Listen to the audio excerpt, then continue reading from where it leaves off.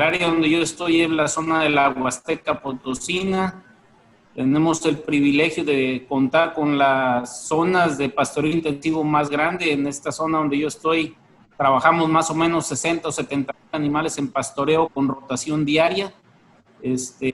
Muchos de los trabajos que el doctor ha hecho o algunos de los trabajos se han realizado aquí y he tenido la oportunidad o la fortuna de poder participar en ellos con el doctor.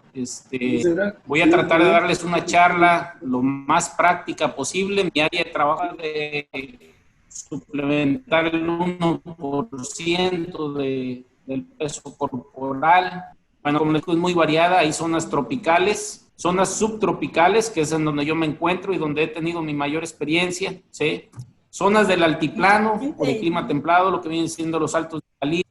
Les comentaba que lo bonito, ¿sí?, de entender esto, de que un animal puede aprovechar la célula vegetal, háblese de cactáceas, de pasto C3, de pasto C4, ¿sí?, es básicamente entender la función ruminal, ¿sí? Si no tuvieran ese rumen, esos animales, no estuviéramos produciendo leche, carne, desde la célula vegetal. Entonces, entender la nutrición de un rumiante es entender básicamente la bioquímica ruminal, la función ruminal, los microbios del rumen, ¿sí? Y se van a dar cuenta que en realidad la primera nutrición que tenemos que entender es la de los microbios del rumen.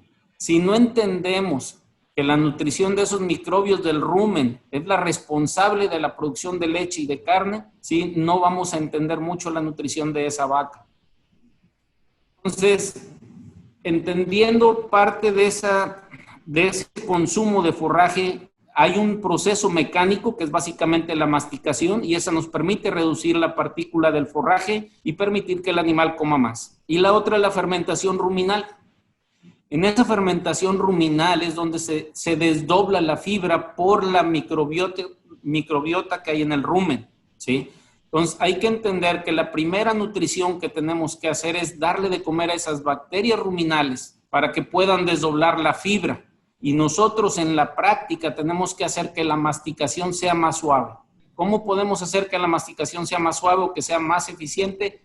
Pastos tiernos, pastos no viejos, pastos no leñosos. Tenemos que hacer prácticas de la rotación de potreros, de la fertilización. Entonces, eso nos compete a nosotros para que sea más fácil el consumo de esa fibra y que esa fibra la pueda degradar los microbios del rumen, ¿sí? Esos microbios del rumen, para que puedan aprovechar más la fibra, van a depender del consumo de proteína y de minerales.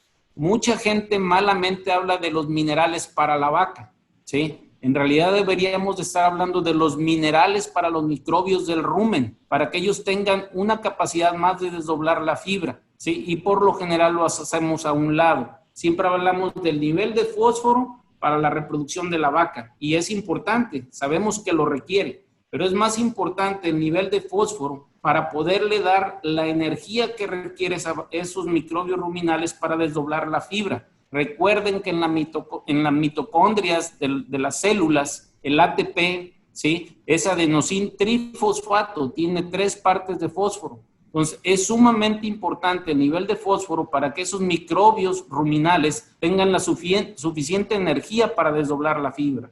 Y también es importante el nitrógeno no proteico, como la urea, porque esa es la principal comida para la bacteria y pueda desdoblar la fibra, ¿sí? Normalmente se piensa de que la urea para la vaca, pero en realidad la urea no es para la vaca, es para los microbios del rumen. Entonces, ¿qué es lo que sigue? Si nosotros hablamos de ganado en pastoreo, es la calidad del forraje. La calidad del forraje nosotros la vamos a poder tener, ¿sí?, cuando nosotros aplicamos rotaciones de potrero, nosotros aplicamos pastos jóvenes, 15, 18, 20 o 30 días máximo de una vez que se cosecha el forraje, ¿sí? Y no pastos de 3 meses, 4 meses, que es lo que se practica en muchos lugares donde uno dice, bueno, meto el ganado al potrero y ahí lo dejo 10, 15 días y después lo roto. Este es un estudio que se hizo aquí en el norte de Veracruz, lo hizo el doctor Caguas, se ha presentado en varias partes del mundo y vemos cómo cambia la proteína del pasto bermuda a través del año. Si ustedes se fijan, van de 13 a 9.5, 9.6% de proteína. Lo mínimo que requiere un animal para no bajar el consumo de forraje es 8%. Lo que nosotros estamos viendo en esta gráfica es que el nivel de proteína para los microbios del rumen es suficiente para los guías, como los ionóforos, como los niveles de proteína de sobrepaso, ¿sí?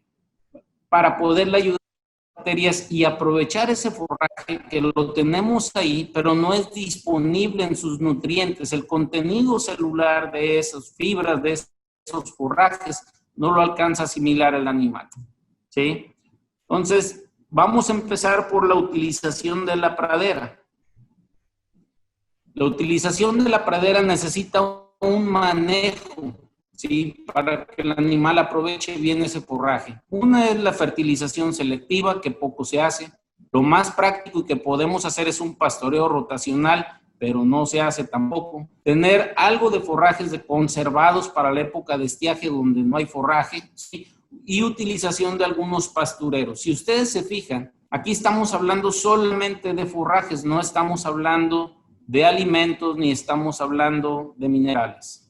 Hay que entender que nosotros en trópico, la principal alimentación que tenemos que hacer en los animales debe de ser desde el punto de vista forrajero. Es peor tener un rancho con riego sin rotación que tener un rancho manejar un rancho rotando que mal regando, ¿sí? Y normalmente lo que nosotros hacemos en México es empezar a meter sistemas de riego, meter más agua, y nos olvidamos de la rotación. Lo más importante es aprender a rotar el pasto, ¿sí? Después de aprender a rotar el pasto, hay que entender que hay una época del año donde vamos a tener una baja producción forrajera.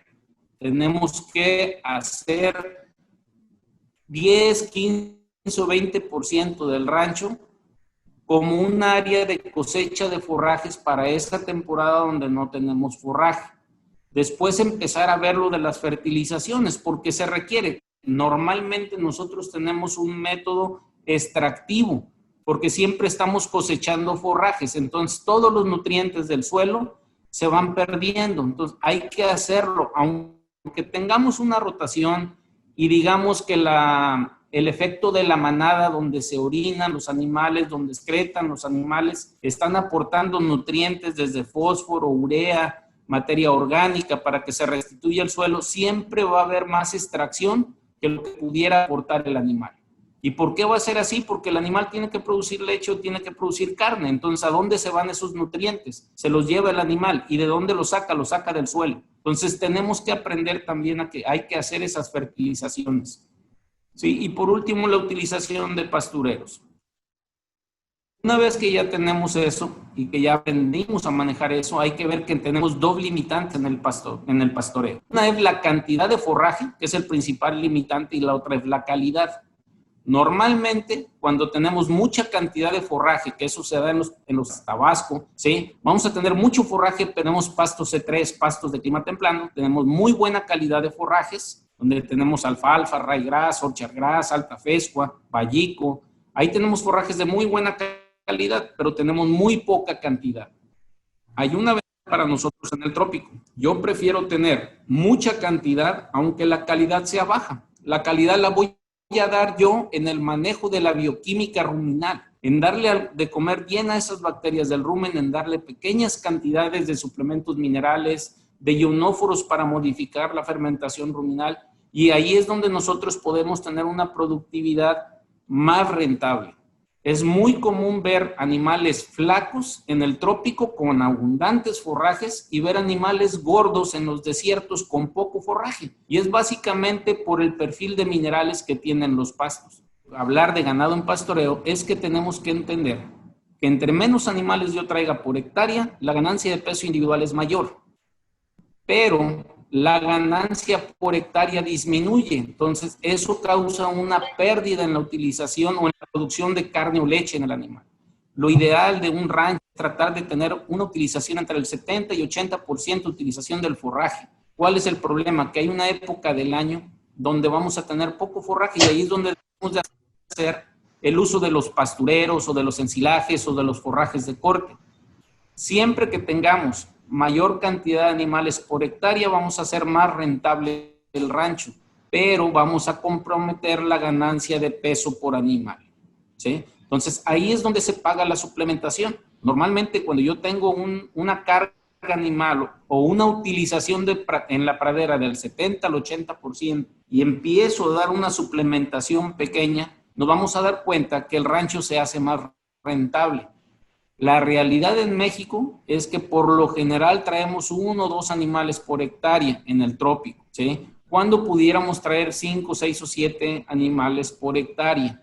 Si nosotros tenemos esa cantidad de animales y podemos suplementar esos animales, nosotros tendríamos mayor producción.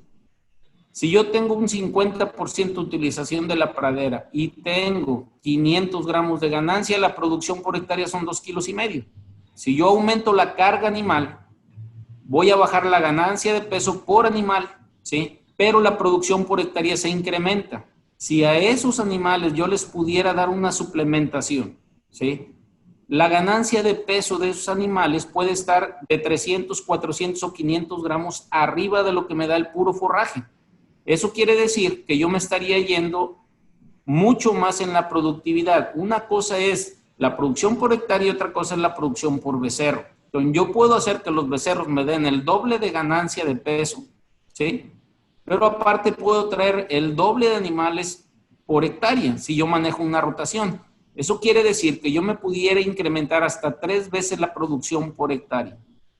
Hoy en día, en la zona donde yo estoy, estamos poniéndonos como meta producir 2 toneladas de carne por hectárea por año.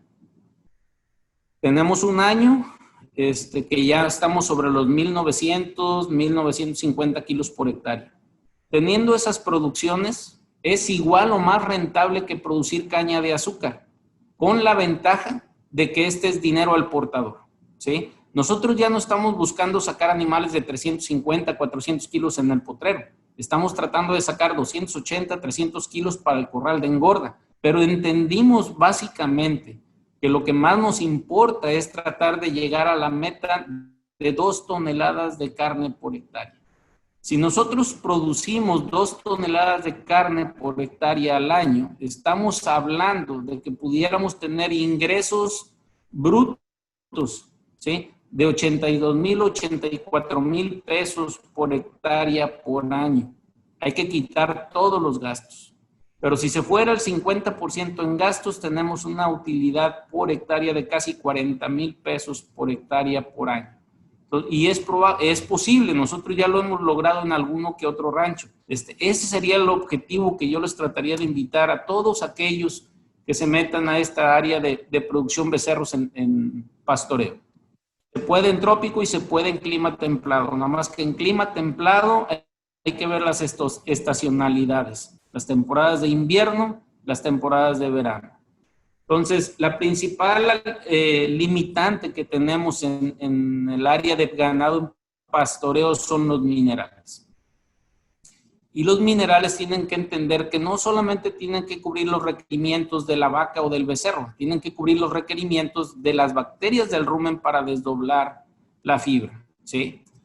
Entonces, los minerales, hablando de los minerales, no podemos hablar de generalidades. En México, por muchos años, se habló de un tipo de sal mineral para todo México y no es posible. Nosotros podemos hablar del norte de Nuevo León, hablar de Tamaulipas, donde a lo mejor allá el requerimiento de fósforo es menor a lo que tenemos en Campeche, en Tabasco, en Veracruz, donde el requerimiento de fósforo es más alto. El fósforo, por lo general, es lo que más se habla, que el fósforo es el principal y efectivamente es el que marca el precio de los minerales y es el que marca una diferencia. Pero hoy en día en trópicos se ve que la deficiencia de cobre, la deficiencia de zinc, la deficiencia de cromo son importantes, no solamente el fósforo, el selenio también es importante. Entonces cada uno juega un papel, ¿sí? Para tener un buen desarrollo en el animal, ya sea en producción de leche o en producción de carne.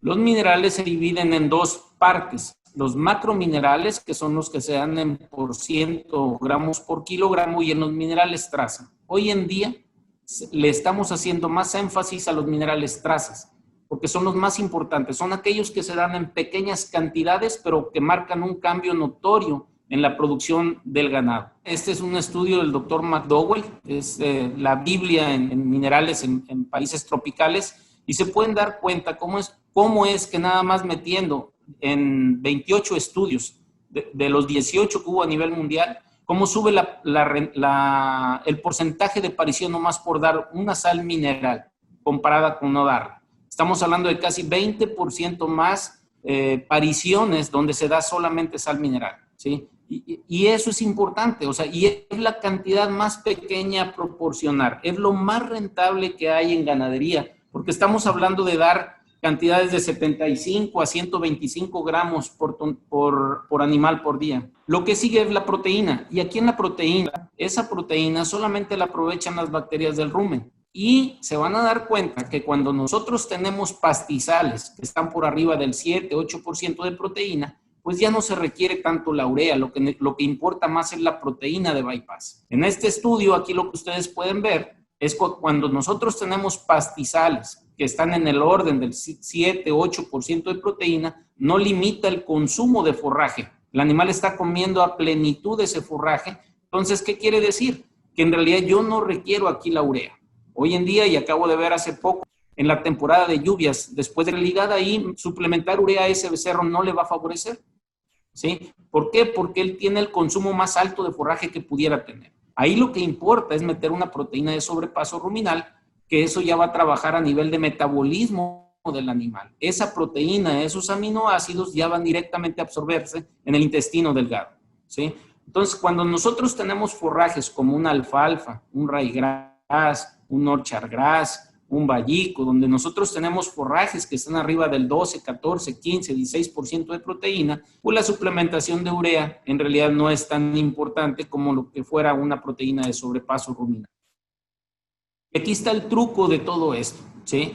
Esto es más o menos cómo se aprovecha el nitrógeno por un rumiante.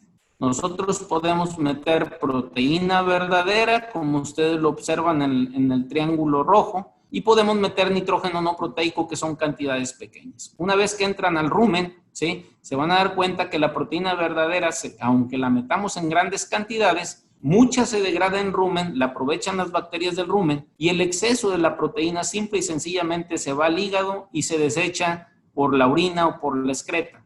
La proteína que sobrepase ese rumen llega al intestino delgado, y si ustedes se fijan, puede entrar mucha por el estómago, pero pasa poca al intestino delgado. En el caso de las bacterias, consumen poco nitrógeno no proteico, la aprovechan las bacterias, pero la producción de esas bacterias es tan alta que el aporte de nutrientes que nos hacen esas bacterias es más grande que la proteína de sobrepaso que está aportando lo que consume el animal. Una vez que llegan al intestino, se absorben, tanto la que viene externamente como la que se sintetiza en el rumen, ¿sí? Entonces, si ustedes aprenden este esquema o este pequeño esquema, se van a dar cuenta que pequeñas cantidades de suplemento, ¿sí?, hacia las bacterias del rumen me aportan más nutrientes en el intestino delgado. Tratar de darlo todo por vía de la ingesta con alimentos, en realidad lo único que va a hacer es que va a bajar la producción de los nutrientes que nos van a aportar las bacterias del rumen, ¿sí? Ese es el truco en pastoreo. En pastoreo es dar poco suplemento para que esas bacterias tengan una mayor producción de nutrientes en el rumen y ya los pasen al intestino delgado. Ahí es donde nosotros optimizamos el recurso. El doctor Caguas tuvo la oportunidad de hacer estos estudios y está publicado también en NRC en el 87 y por el doctor en el 97. Cuando nosotros tenemos proteínas abajo del 7% en el pasto o en el forraje, ¿sí?, hay una respuesta a la urea, ¿sí?, y está relacionado al consumo de materia seca. Como ustedes lo vieron en el diagrama anterior, las bacterias aportan esos nutrientes. Entonces, ahí en realidad, cuando yo tengo un pasto que está abajo del 7% de proteína, esa urea va directamente para darle de comer a las bacterias del rumen. Y esas bacterias del rumen puedan desdoblar la fibra de mala calidad que tenemos nosotros en el pasto. Ahí sí hay una respuesta. ¿Cuándo va a pasar esto? En la temporada de seca, ¿sí? Cuando tenemos pastos que tenemos arriba del 7% de proteína, ¿sí?, hay demasiada proteína degradable en el forraje. Quiere decir esto que se aporta la cantidad de nitrógeno o de proteína degradable para las bacterias. Entonces, ahí, cuando nosotros suplementamos una proteína de bypass un DDG, un gluten de maíz, una harina de pescado, una harina de pollo, que tiene mucha proteína indegradable, ahí es cuando hay una respuesta, pero es a nivel de metabolismo del animal, ¿sí? Está relacionado con esa eficiencia del animal. Hay mejor desempeño en el potrero. Entonces, siempre va a ser más impactante una proteína de bypass en el potrero, ¿sí?, que una urea en el potrero. En corral de engorda es a la inversa. En un corral de engorda yo necesito un poco más de proteína degradable porque todo el grano que estamos metiendo en la dieta aporta demasiada proteína indegradable, ¿sí? Entonces, las principales fuentes de proteína, eso es algo irónico, ¿sí? En México y en la mayor parte de los estados que tienen ganado en pastoreo, se aprovecha más la soya porque es la proteína más común. Sin embargo, la soya es la que menos se paga en el potrero. La que deberíamos de estar usando, que hoy es muy abundante, sería el grano seco de destilería, el gluten de maíz, la harina de pescado, la harina de pollo, proteínas que tengan un bypass más eficiente. Hay un ejemplo de algunas fuentes de proteína más comunes en México. Tenemos la canola, la harinolina, el DDG, la harina de soya, la alfalfa, el trigo y la urea. Si ustedes se fijan bien,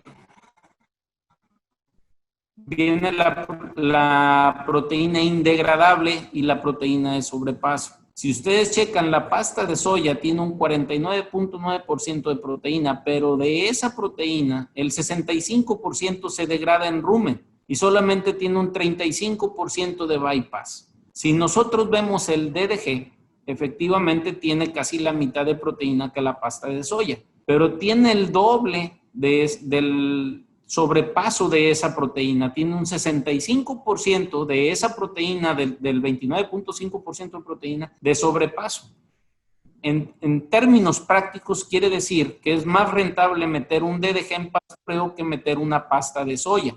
¿Qué hacemos hoy en día en México? En muchos lugares usamos más la soya, cuando no deberíamos usarla. La soya está exclusivamente para los becerros mamones, ¿sí?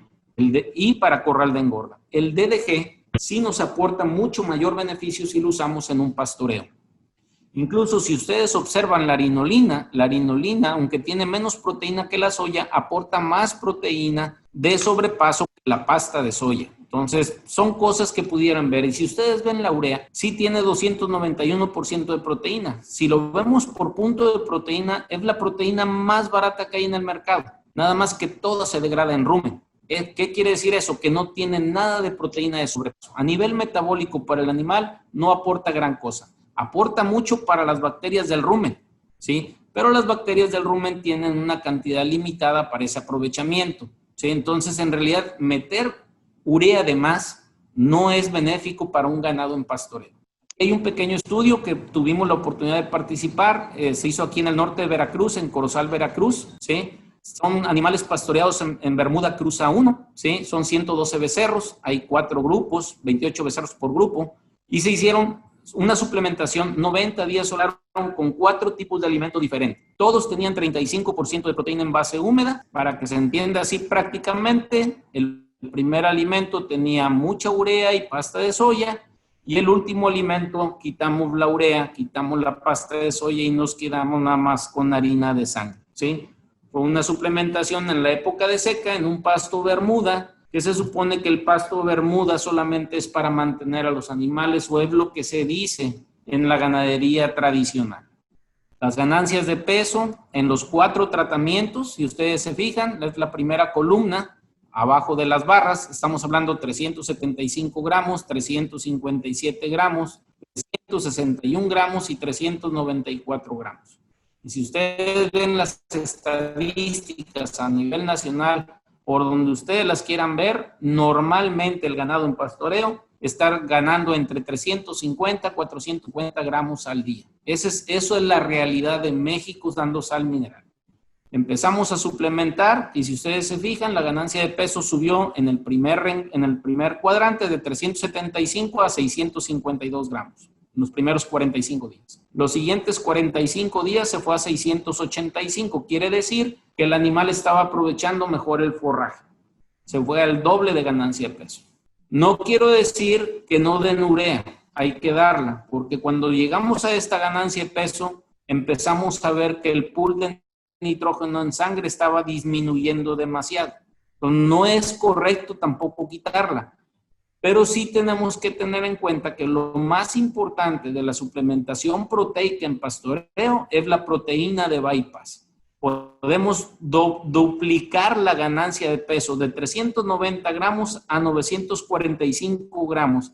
Si ustedes observan, fueron casi 550 gramos adicionales a lo que nos da el puro potrero. Si yo comparo la columna del lado derecho de su pantalla, que tiene 945 gramos, contra la columna del lado izquierdo de su pantalla, que tiene 685 gramos, estamos hablando de casi 260 o 300 gramos adicionales. ¿Sí? Lo curioso aquí, en este estudio era más barato el alimento que no tenía urea y soya que el alimento que tenía soya, ¿sí? Más barato. Y otra ventaja que tiene el meter ese tipo de alimentos es que después de ver esto, es que ¿cómo le hago yo en un potrero donde tengo 200 o 300 animales compitiendo entre ellos para comer? Lo ideal sería tener un comedero largo, pero es imposible y es impráctico. Entonces, otra de las cualidades que deben de tener los alimentos en pastoreo es que regulen su consumo para que los becerros más chicos, más débiles, que son los que requieren el nutriente, alcancen a comer.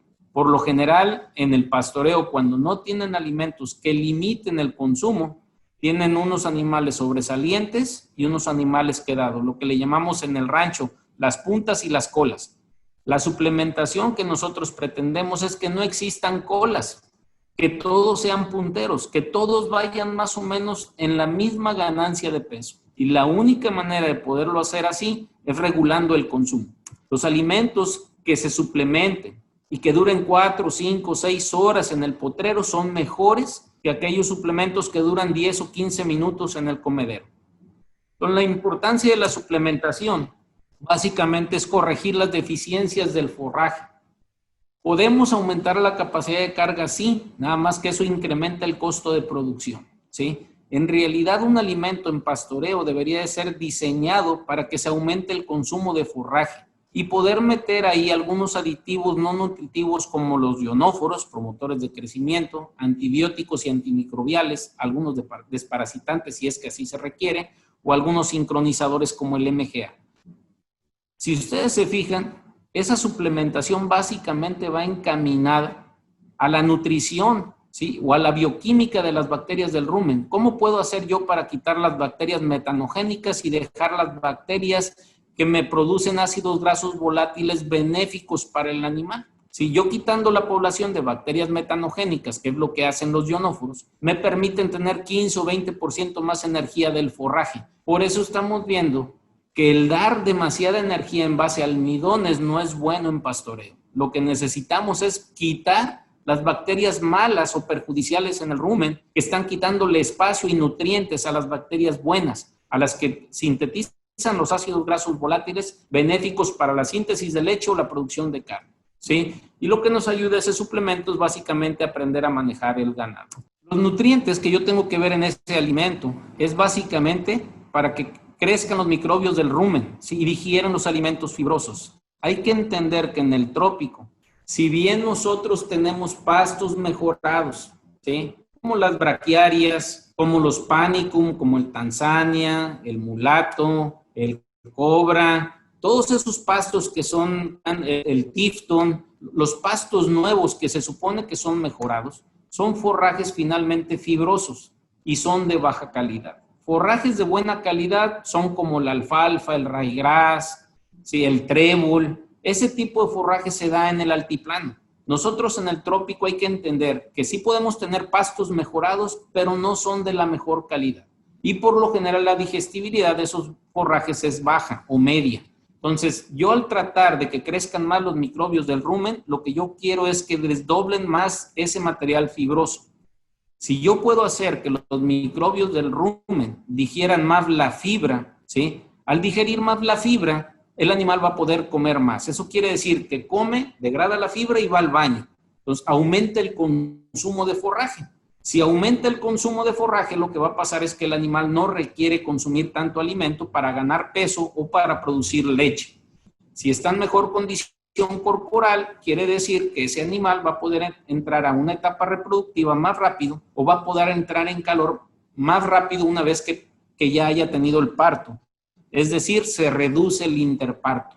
Lo otro que yo tengo que ver son los estados fisiológicos del animal. No es lo mismo un mantenimiento de un semental que no hace nada prácticamente más que cuando etapa de apareamiento y que después no tiene que hacer nada, a la etapa de un crecimiento de un becerro, que en los primeros 3 meses es un becerro prerrumiante y después hace un rumiante después de 6-7 semanas. La gestación de la vaca es algo muy particular porque en la gestación de la vaca hay otros factores físicos que reducen el consumo de forraje, como es el tamaño del feto. Al haber un crecimiento fetal, se reduce el tamaño del rumen. Y si se reduce el tamaño del rumen, hay menos consumo de forraje. Y si todavía de pilón no estamos dando la proteína ni los minerales para que las bacterias desdoblen bien esa fibra, pues entonces lo que vamos a tener es una vaca que nos va a dar un calostro malo en el momento del parto y de ahí vengan los animales que nacen débiles al momento del parto. Luego viene la lactancia. En la lactancia todavía es mayor la demanda de nutrientes. Entonces yo no puedo dar un alimento genérico. Tengo que ver el estado fisiológico del animal para poder determinar qué tipo de alimentos o suplementos voy a dar en cada etapa reproductiva del animal o productiva de ese animal. Ahora, ¿cuándo suplementar? Es muy común en México y sobre todo en los países tropicales, y hablo de todos los países tropicales, que se viene la temporada de lluvias y dicen, yo ya no voy a dar nada, hay bastante forraje, entonces no se requiere. En realidad, recuerden que sí es cierto que cuando hay más forraje, pues digo, hay más comida, pero está más lixiviado los minerales. Un forraje con más humedad tiene un perfil mineral más bajo que un pasto seco. Por eso vemos que normalmente en zonas donde hay pastos secos tenemos vacas gordas paridas y donde tenemos pastos verdes tenemos vacas paridas flacas. Y es básicamente el perfil de minerales, ¿sí?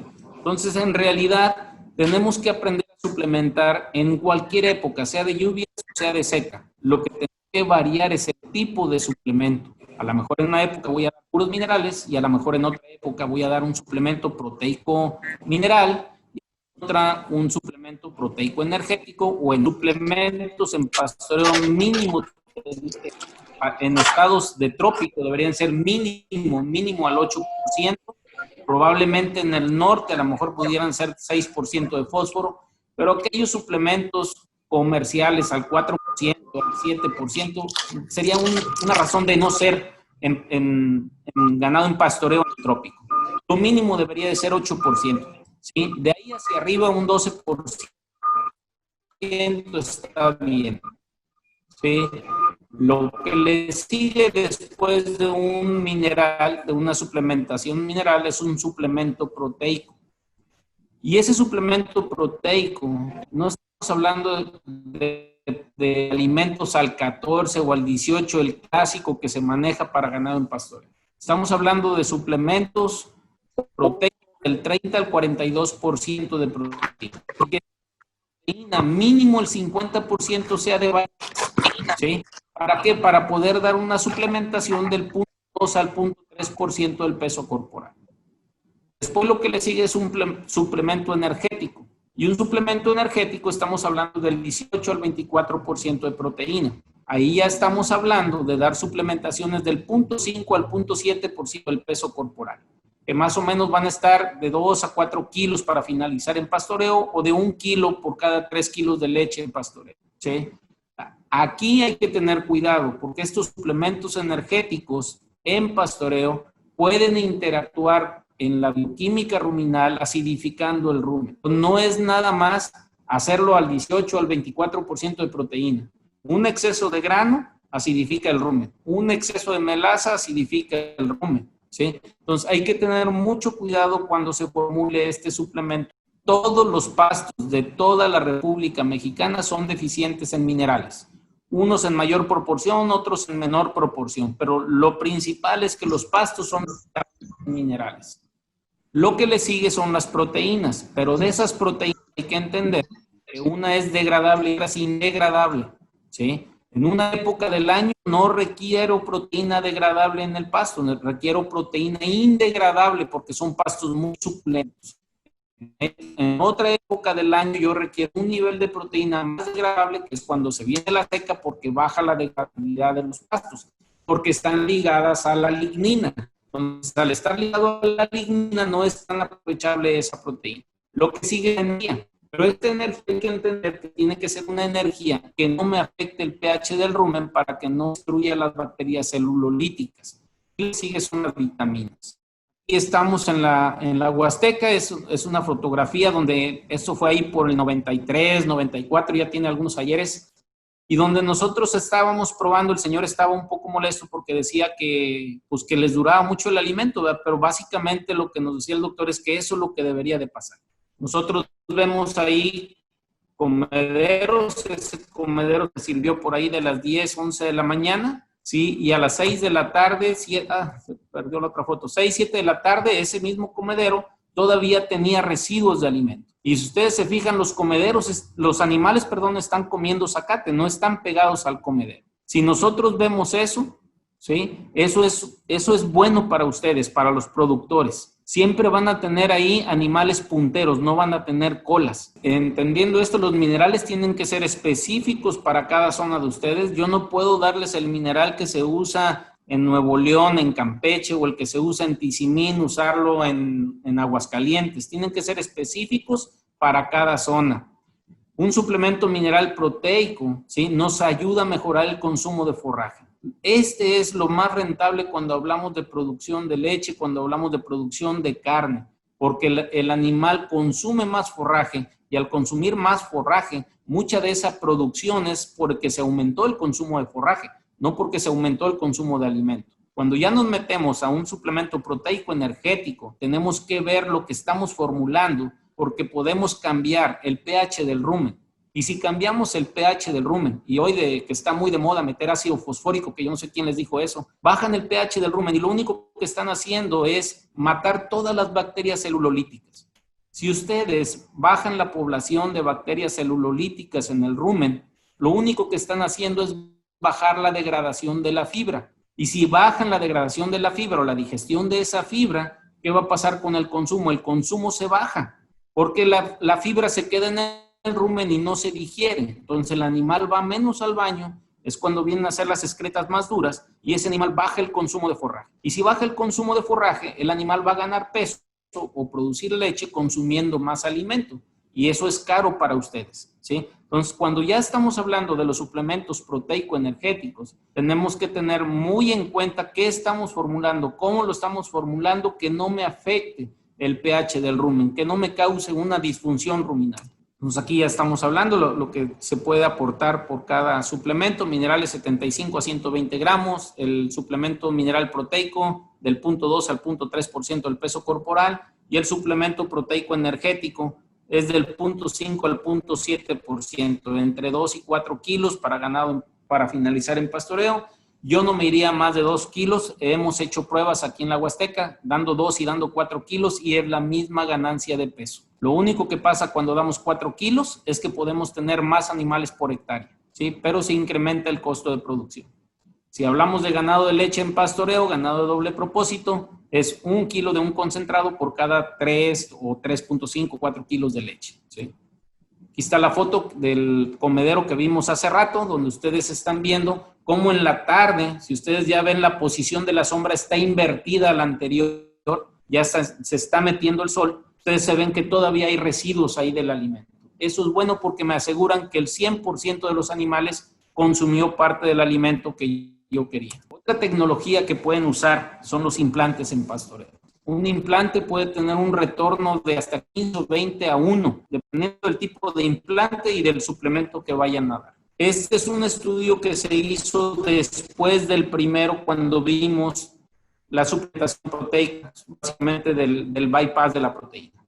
Se usaron 138 becerros, fueron 2 grupos, ¿sí? Unos implantados con Ralgro y otros implantados con Revalor G. Ahí estábamos probando la trembolona. Cuando se hizo este estudio era cuando estaba todavía el laboratorio H. Russell, ¿sí? y apenas estaban usando la trembolona en pastoreo. Entonces, aquí el doctor, no el doctor Caguas, otro doctor que trabajaba en Charing Plough, me decía que requería de 2 o 3 kilos de alimento. O sea, ellos pensaban que no iba a jalar. Y la respuesta, si ustedes se fijan, ya traíamos 900 y tantos gramos sin el implante. Metimos el implante y nos fuimos a 1,220 kg. Pero con la trembolona nos fuimos a 1,285 gramos. Y fue un estudio de 90 días. Entonces, en realidad el implante se paga, ¿sí? Y también aquí nos dimos cuenta que en un desarrollo de becerros, pues no es tan importante el grano. No quiero decir que no sea bueno meterlo. 200 gramos, 250 gramos de almidones por día por becerro valen la pena. En este caso no se usó un solo kilo de grano, ¿sí? Entonces, en realidad, ¿sí? Aquellos que luego me dicen, es que quiero meter maíz rolado en pastoreo, que quiero meter maíz en lugar de sorgo porque el maíz es mejor. Sí, el maíz es mejor. Y sí, el rolado es mejor que el maíz molido. Pero hay lugares donde meterlos y lugares donde no meterlos. Aquí, si ustedes me lo dan, qué bueno. Si no me lo dan, también. O sea, lo importante es la proteína de sobrepaso, el manejo del implante y el manejo de la rotación de los potreros. Eso es lo más importante. Suplementos minerales proteicos tenemos nosotros ya de línea el Tecnofos 440. Es una sal mineral. Por lo general se recomiendan de 250 a 300 gramos. ¿Sí? Contiene ionóforo, trae 4% de fósforo. Cubre los requerimientos de proteína necesarios para que el animal tenga un mejor desempeño.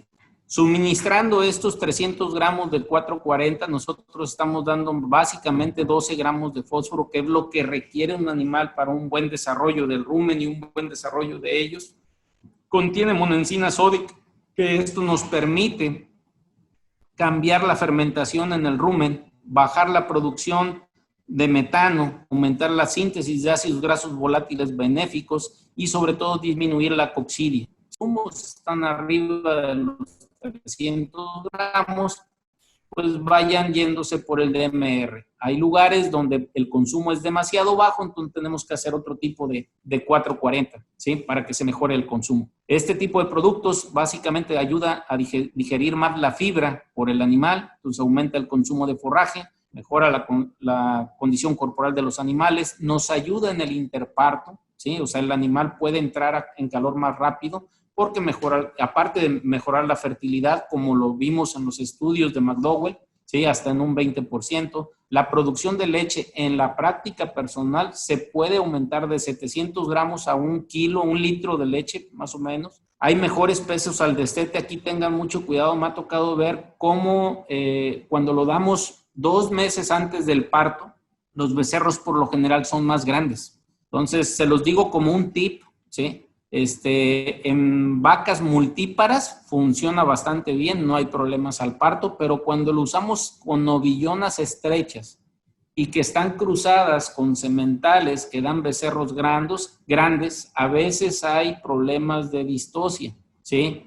Entonces, sí, nomás que tengan cuidado con el manejo de este suplemento antes del parto. Vamos a pasar a otra etapa que es el iniciador para destete temprano. En estos iniciadores, ¿sí? Se ha trabajado mucho, desde hace mucho tiempo se sabe, ¿verdad?, que manejar un destete temprano nos ayuda a tener mayor fertilidad. Tiene que ver mucho con el sistema hormonal de la madre.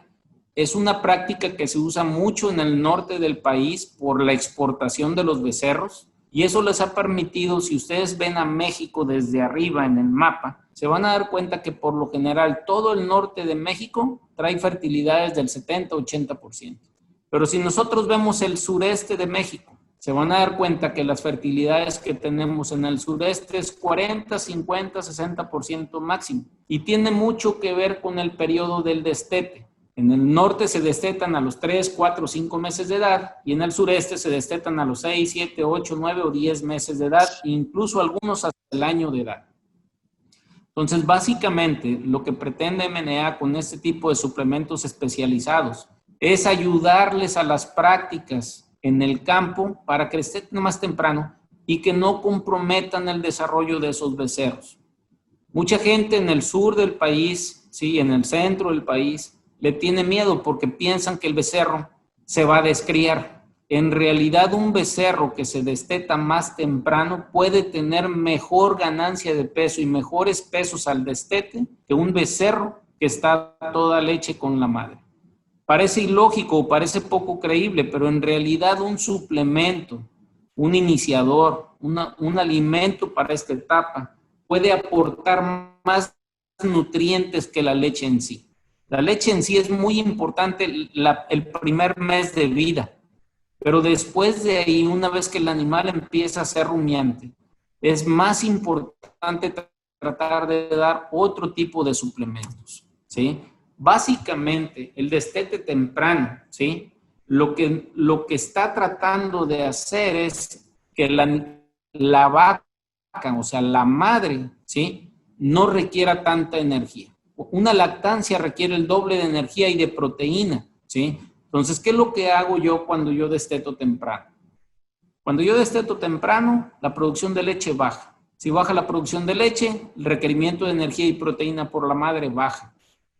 Ella va a seguir consumiendo forraje. Entonces, ese consumo de forraje básicamente va a ir encaminado a hacer un efecto flushing en la vaca. El animal va a empezar a aumentar de peso, va a empezar a meter una reserva de grasa y va a empezar a cambiar el sistema hormonal. Entre más mame el becerro, hay más liberación de oxitocina. Al haber más liberación de oxitocina, se antepone a la progesterona, ¿sí? Y eso es lo que hace que no entre en calor la vaca. Entonces, cuando yo quito ese amamantamiento, ¿sí? Lo que yo estoy haciendo también es cambiando el sistema hormonal de la vaca. Y eso me permite ahorrarme también productos hormonales en la vaca para que entren en calor, ¿sí? Entonces, eso es bien importante del destete temprano. Hay más ventaja en la época seca. ¿Por qué? Porque en realidad tenemos menos digestibilidad del forraje. Entonces, esa es la razón de que por eso hay más ventaja en la época de seca, ¿sí? Y esa es la razón de que si yo le quito el amamantamiento, presenta más calor la vaca, porque si cambié el sistema hormonal. ¿Cuándo debemos de hacerlo? Si hablamos de vacas de doble propósito, yo lo haría naciendo. Nomás espero que el animal mame el calostro las primeras 24 horas y después se lo quito a la vaca. Eso es hablando de vacas de doble propósito. Si hablamos de vacas de cría, yo estaría tratando de que los critaran entre los 3-4 meses. Lo ideal sería entre 40 y 80 días de edad, ¿sí? Pero ¿qué me obliga? Entre más temprano yo quite el becerro, yo estoy obligado más a darle de comer alimentos especializados a eso. Un alimento como el que nosotros damos, el Dulce 20, o hoy en día un alimento mejor todavía que es el Reus, que se acaba de salir apenas este mes, ¿sí? Nos permite destetar más temprano y podemos empezar a ofertárselo a los 3-4 días de edad sin ningún problema, ¿sí? Tiene que ser un iniciador con alta densidad de nutrientes para que el animal pueda aprovechar esto, ¿sí? Eso es lo que va a hacer de dar este destete temprano, va a ser una eficiencia reproductiva más de la vaca. No sé si sepan, pero el promedio nacional de fertilidad en México es 50%, un poquito más abajo, 48%. Esas son las estadísticas que tenemos. Quiere decir que nosotros tenemos 2 partos en 3 años. Un año sí, un año no. ¿Qué es lo que tenemos en el rancho? Tenemos vientres, ¿sí? O tenemos bocas, no tenemos vientres, ¿sí? A mí lo que me interesa es que tengan vientres, no bocas, ¿sí? Cuando nosotros manejamos esto, yo sé que es trabajo, pero me va a permitir que la productividad del rancho se incremente al tener más, sí, la rentabilidad del rancho. Reus es un alimento que viene a tratar de hacer un destete todavía más temprano, ¿sí? El Reus tiene una tecnología diferente al pellet que teníamos antes con el Dulce 20. Los dos son buenos, pero este es mejor. Cuando nosotros metemos este tipo de alimentos, concentramos más los nutrientes. Le metemos una tecnología que es un extrusor, ya no es un pelletizado. El extrusor me da muchas más beneficios que el pellet. Antiguamente era el pellet. Este producto es parecido a los alimentos de pescado, son bolitas. El extrusor lo que hace es que me gelatiniza más los almidones, me permite más proteína de sobrepaso, me inyecta dentro del proceso un poquito de aire en esa caniquita o en esa bolita y eso me permite más flotabilidad en el rumen. Al tener más flotabilidad en el rumen hace un efecto mecánico, que como está arriba en la superficie, ¿sí?, del rumen o del pequeño estómago es el animal, estimula que haya una regurgitación más rápida, ¿sí?, o más temprana. Y eso permite que yo pueda destetar a las 3, 4, 5 semanas de vida. Este Reus, el consumo es menor que el dulce 20, ¿sí? Este producto tiene más proteína y más energía que el dulce 20. Entonces, es lo que le permite a ustedes que puedan destetar más temprano. Las pruebas donde hemos hecho, la mera verdad es que hay mucha diferencia y lo notan los productores inmediatamente. La gente en Aguascalientes, por ejemplo, que ya tenemos un establito usándolo, a la primera semana nos habló el becerrero, diciendo que era lo que tenía, que porque él quería ya dárselos a todos los animales porque había un cambio impresionante en los becerros, ¿sí? Baja la morbilidad, baja las diarreas, aumenta la ganancia de peso, el pelo cambia completamente. Entonces, en realidad sí vale la pena, es un poco más caro por la tecnología que trae, pero en realidad tiene muchos beneficios porque baja el consumo. Es un concentrado energético proteico, extruido, como se los dije, o sea, no es el peletizado. Nos ayuda básicamente a tener un crecimiento de las papilas ruminales más abundante por esa flotabilidad que tiene en el rumen, por el calor que se mete en el extrusor, nos permite tener más proteínas de sobrepaso, ¿sí? Entonces, eso quiere decir que me aporta más aminoácidos a nivel de intestino para que el animal los aproveche. Esa extrusión que se hace gelatiniza más los almidones, eso me permite más energía, ¿sí? Es más digestible, la energía metabolizable es mucho más alta. Pues me permite subir la proteína a un 25%, los otros alimentos están al 20%, este viene al 25%, lo que me permite bajar la cantidad del consumo por día, ¿sí? Y eso me ayuda a tener un mejor costo de producción, ¿sí? Entonces aquí están los beneficios del Reus, hay un rápido desarrollo del rumen, un destete temprano, papilas más grandes y fuertes, capacidad de utilizar los forrajes a más temprana edad, estamos hablando de 5 o 6 semanas, cuando con el otro estábamos recomendando a las 8 semanas, ¿sí? Hay un menor consumo de leche porque el Reus, como está más concentrado, pues nutre más al animal, ¿sí? Y eso me baja los costos de producción, ¿sí? Doy menos alimento, entonces requiero menos mano de obra. La mano de obra la voy a tener, pero voy a hacer el trabajo más rápido, ¿sí? Entonces, básicamente está encaminado a que ahora sí que es una nutrición dirigida a un animal específico, ¿sí? Donde yo necesito una concentración de nutrientes más alta, ¿sí? Aquí está una tabla para ganado de leche, doble propósito y ganado de carne. Las recomendaciones de la primera semana del Reus son 250 gramos, dar un sustituto de leche, en la segunda semana 500, en la tercera 750, en la cuarta 1 kilo, ¿sí? Y después se va mezclando ya a partir de la quinta semana con el iniciador, que es más barato que el Reus. Si ustedes se fijan, ya empiezan a hacer la combinación para evitar las diarreas, ¿sí? Ya estamos hablando de 750 gramos del Reus con 500 del iniciador. Luego lo bajamos la siguiente semana a 500 del Reus con 1 kilo del iniciador. Nos bajamos a 250 gramos del Reus en la séptima semana y 2 kilos del iniciador. Si ustedes se fijan, con el doble propósito cambian los consumos y eso está cambiando básicamente por la capacidad de crecimiento. Un ganado de leche tiene un poder de crecimiento más grande que el del doble propósito y el del doble propósito tiene un poder de crecimiento más grande que el ganado de carne.